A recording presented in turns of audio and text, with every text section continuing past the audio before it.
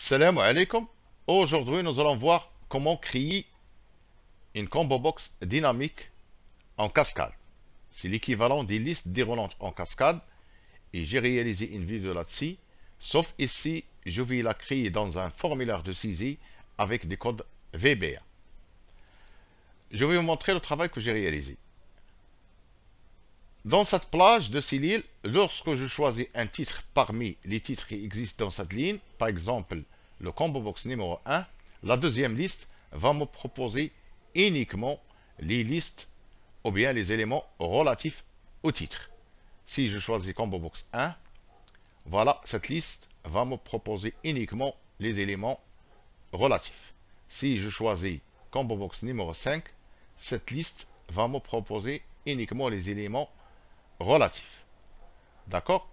Je vais vous montrer aussi les instructions qui positionnent le formulaire et je vais vous montrer aussi l'instruction qui permet de travailler en même temps dans le formulaire et dans la feuille de calcul. Voilà. Je vais ouvrir un nouveau classeur CTRL-N. Je vais copier cette plage de Cylil.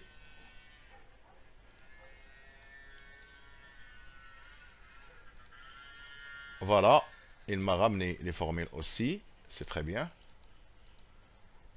Je vais fermer l'ancien.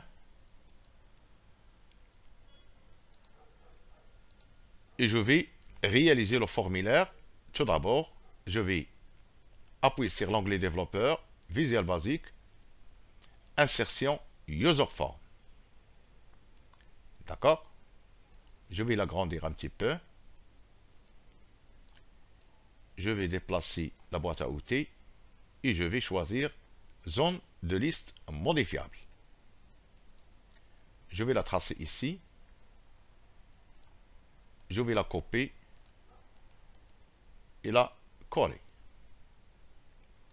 Voilà, j'ai réalisé une vidéo sur la création des formulaires. Je ne vais pas m'attarder à changer les propriétés de combo box et de user form. Je vais me limiter à aligner en haut et uniformiser la taille, les deux. D'accord. Le premier travail que je vais réaliser, je vais sauvegarder le même nom, userform 1 et combo box 1 et combo box 2. Je vais voir, fenêtre de propriété, voilà, combo box 1 et celle-là, combo box 2. Je vais sauvegarder les mêmes noms. Je ne vais pas changer les noms. C'est pas la peine.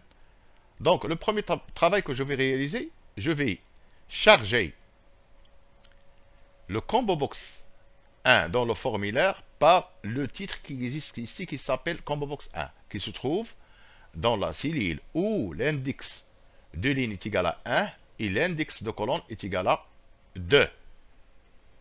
Voilà, je vais créer ça au moment de l'initialisation du formulaire. Je vais taper deux fois et l'événement déclencheur, c'est pas clic, mais c'est initialise. Je vous conseille de ne jamais écrire ça à la main, puisqu'on a la possibilité de choisir de ne pas écrire. Je vais supprimer ça et je vais venir ici et écrire mi.combobox 1.add item espace sheet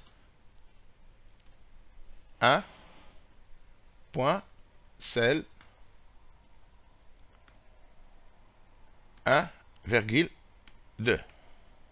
D'accord? La signification de ce code. Donc, charger, c'est-à-dire add item, charger le combo box 1 par l'élément qui se trouve dans la cellule A2, 1, 2, de la feuille numéro 1. D'accord? Et je vais profiter de l'occasion pour positionner le formulaire. Je vais écrire mi top est égal à 100, mi startup position est égal à 0 emi.left est égal à 600. Voilà, ces trois éléments permettre de positionner le formulaire comme vous souhaitez, comme vous voulez. Voilà, je vais voir ce que va donner le code.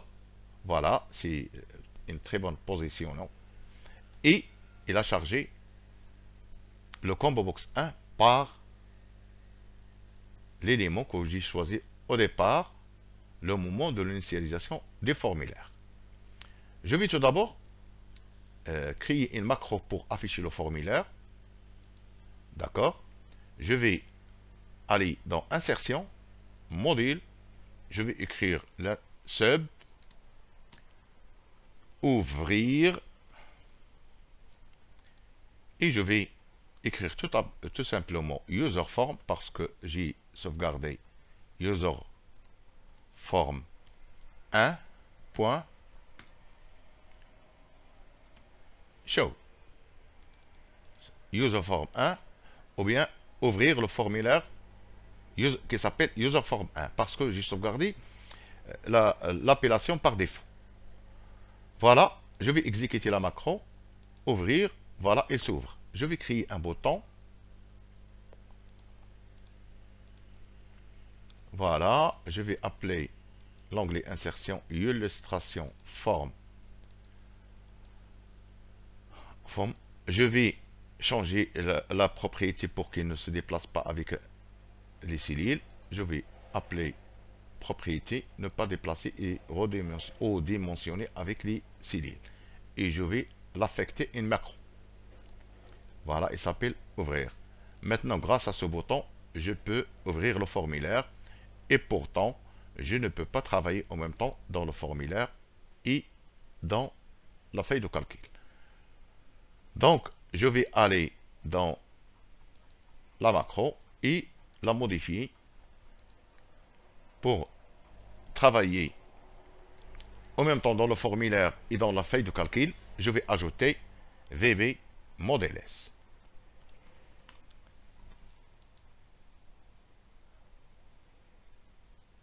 Voilà, VB Model S. C'est comme ça. Voilà, je vais effacer. Je vais voir maintenant, il a chargé avec le combo box numéro 1 et je peux sélectionner ici et je peux travailler dans la feuille de calcul. Et puisque j'ai chargé le combo box 1, pourquoi ne pas développer le code et charger avec tous les éléments? Je sais que, voilà, je peux charger combo box 1, puis combo box 2, combo box 3, combo box 4 et combo box 5. Pour cette raison, je peux utiliser la boucle for. Voilà, affichage, explorateur de projet, user form. Je vais cliquer 2 fois. Et je vais venir, voilà, je vais utiliser la boucle for. For. I, c'est une variable. Est égal à, je vais la écrire en minuscule pour ne pas, est égal à 2, to 6. Au lieu de choisir la colonne numéro 2, je vais choisir la colonne I, c'est une variable, parce qu'il va démarrer par 2, 3, 4 jusqu'à 6. Voilà, et je vais écrire next I. Voilà, il va tout d'abord charger la cellule 1, 2, puis 1, 3 jusqu'à 6. Voilà, je vais fermer, je vais, voilà, il a chargé jusqu'à le combo box numéro 5. Mais ce n'est pas système suffisant. Pourquoi? Parce que dans la pratique, souvent, soit on supprime des éléments, soit on ajoute des éléments. Donc, pourquoi ne pas trouver le compteur qui va calculer l'index de colonne de la dernière cellule non vide. Et dans ce cas, je serai à l'aise. Donc, je vais appuyer sur l'onglet développeur. Au lieu de choisir 6, je vais choisir un compteur qui calcule la dernière, l'index de colonne de la dernière cellule non vide d'une colonne. Range, ça veut dire cellule. Voilà, double cote XFD1. Double cote, je ferme la parenthèse, point end. J'ouvre la parenthèse, Excel to left, point, colonne. Voilà. Ce code permet de calculer l'index de colonne de la dernière cellule non vide d'une colonne. Voilà. Et pour que vous allez me croire, je vais écrire range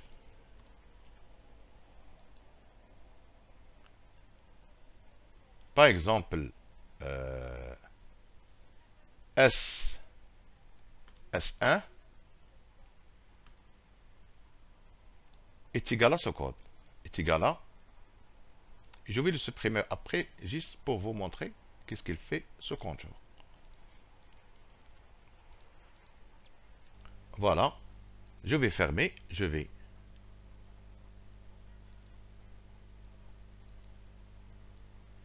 Voilà, je vais chercher range S1. Voilà, il a écrit 6. Donc, il a bien calculé l'index de colonne de la dernière cellule non vide d'une colonne. D'accord? Maintenant, j'en ai pas besoin. C'est pas la peine.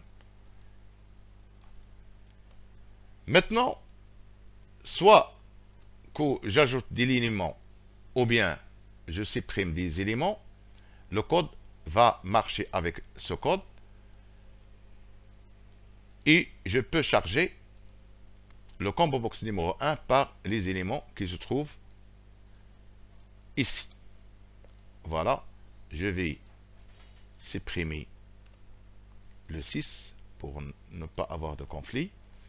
Deuxième étape, si lorsque le combo box 1 se charge avec les éléments qui existent ici, je veux un élément déclencheur qui peut charger le combo box numéro 2 par les éléments relatifs au combo box que l'utilisateur a choisi. Pour cette raison, je vais appuyer à nouveau sur l'onglet, sur le Visual Basic et appuyer sur le formulaire. Et quand je change dans le combo box numéro 1, le combo box numéro 2 sera chargé. Voilà. Je vais la copier et la coller en dessous pour qu'il soit plus logique. Voilà. Je vais encore une fois définir une boucle et mettre une condition pour déterminer l'index de colonne que l'utilisateur a choisi.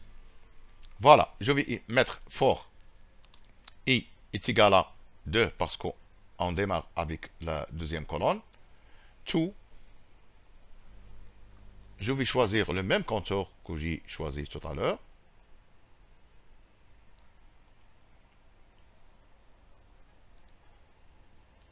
Pour déterminer l'index de colonne de la dernière cellule non vide d'une colonne déterminée. Et je vais mettre une condition. If mi combo box 1 est égal à la cellule qui existe dans la plage, dans la ligne numéro 1 de la feuille de calcul, then, alors, then, numéro de colonne, je vais écrire nim colonne, colonne, est égal à quoi? Est égal à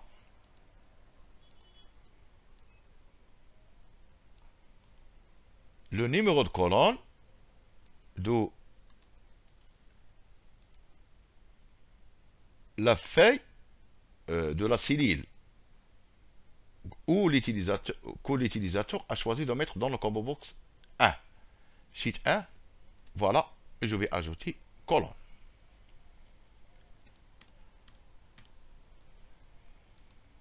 Voilà. Pour calculer le numéro, je vais vous montrer encore l'exemple. Je vais écrire, voilà, n'oubliez pas next et boucler la condition avec and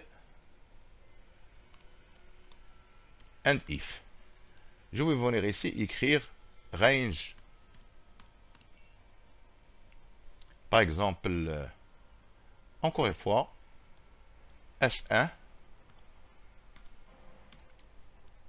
juste pour vous montrer l'exemple, est égal à name colonne. Voilà, je vais supprimer cette instruction par la suite. C'est juste pour vous montrer l'exemple. Voilà, je vais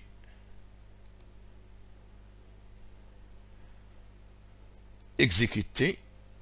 Voilà, combo box 1. Voilà, si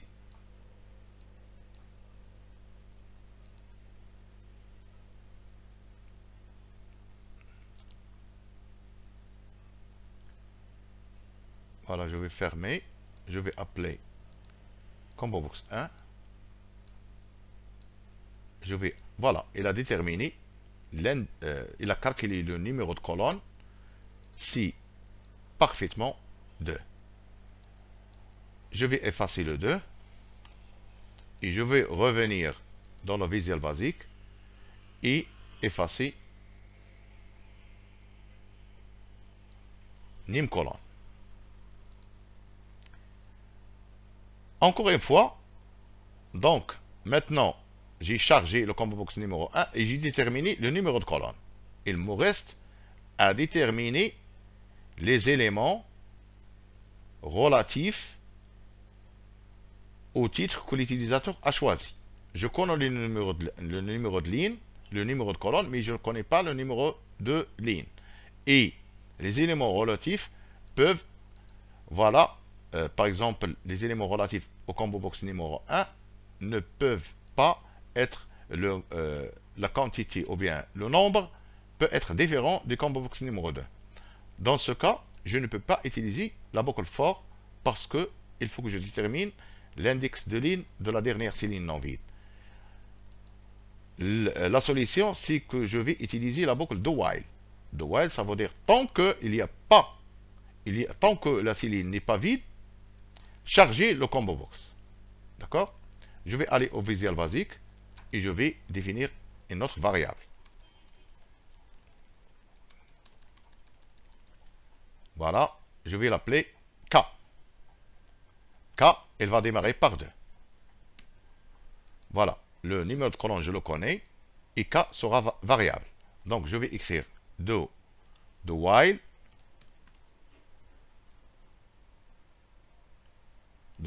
c'est-à-dire tant que, do while,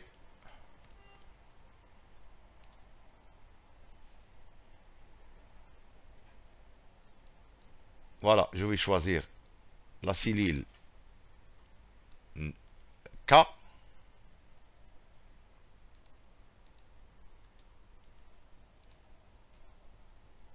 Voilà, K parce qu'il sera variable, K, name colonne,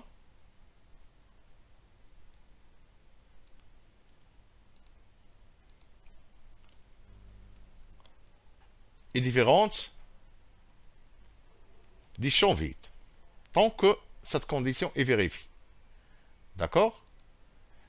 N'oubliez pas loop pour boucler la fonction, la boucle de while.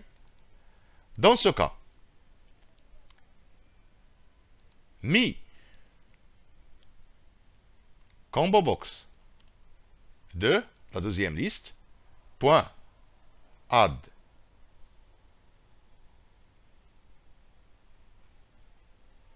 item, espace,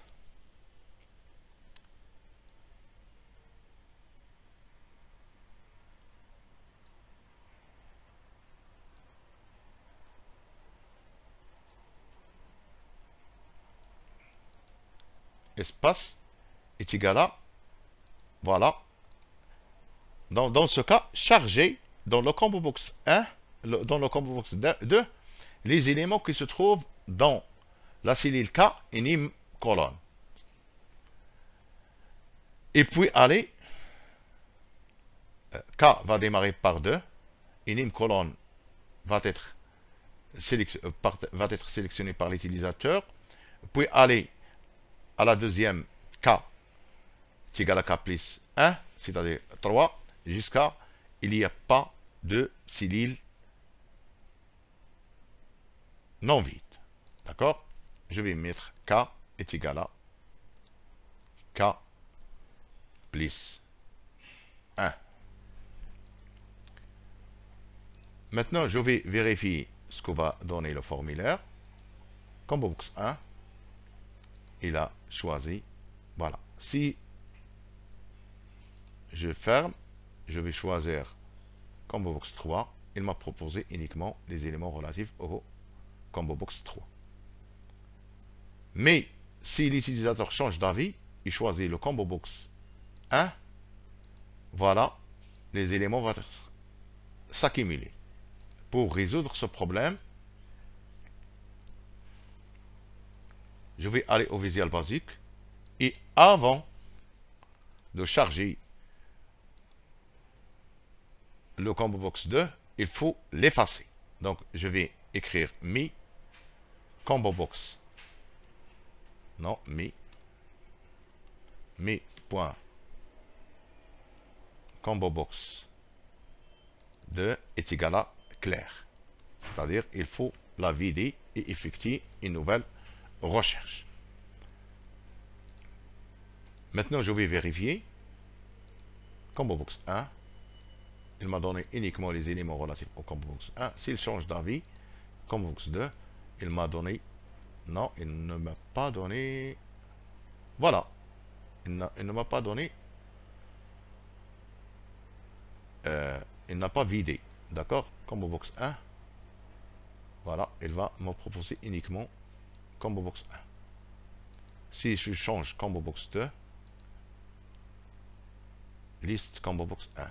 Pourquoi il n'a pas fait ça? Parce que au lieu de mettre égal à clair, au lieu de mettre point clair, j'ai mis est égal à clair. Non, il faut que je mette point clair. Je vais répéter mi Combo Box 1 point clair. D'accord. Maintenant, je vais fermer et je vais choisir le Combo Box 1. Il m'a proposé uniquement les éléments relatifs. Si l'utilisateur change d'avis et choisit le Combo Box numéro 4, la liste va lui proposer uniquement les éléments relatifs au Combo Box 4.